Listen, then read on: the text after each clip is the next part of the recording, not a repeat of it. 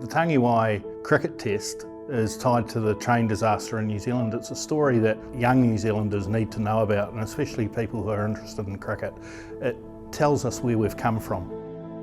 It was a terrible train disaster. Laha came down Mount Ruapehu, took out the bridge at Tangiwai, and the overnight express from Wellington to Auckland went into the river. 151 people lost their lives, including the fiancée of Bob Blair, who at that moment was about to open the bowling for his country in the second test at Ellis Park in Johannesburg. It was just terrible. They didn't know what to do. He was asleep in bed and the players were outside his room. He was 21 years old. They knocked on his door knowing that when they went in there, his life was going to change forever.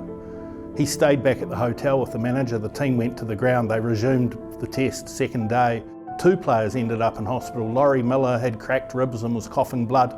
As Bert Sutcliffe was being discharged, he arrived. It was like a procession. New Zealand was 81 for 6.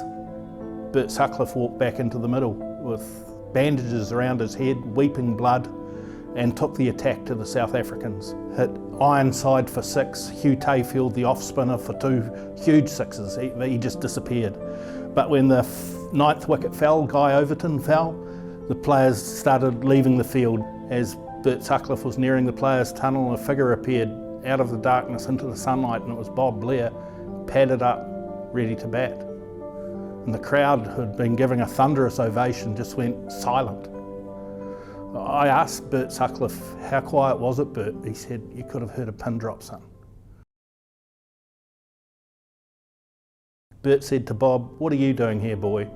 Bob said, I just wanted to help. And Bert said, well, let's throw the bat at the ball and get the hell out of here. And they did.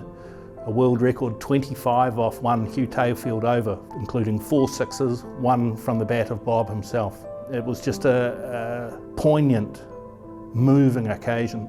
And when Blair was finally out, the crowd did give both players a thunderous ovation off the field. It was just a magnificent display of courage on his behalf and on Sutcliffe's behalf, and also on behalf of the whole team. This was the founding story of the relationship between New Zealand and South African cricket. It is a tragic story, a heartbreaking story. It is also a great story in terms of just how much resilience and courage was on display. A story that was as much about the South African crowd and players as it was about New Zealand in terms of the compassion and care they provided for our team. Courage is a huge part of the game of cricket. I think the 1953 team to South Africa really was the standard bearer for that characteristic.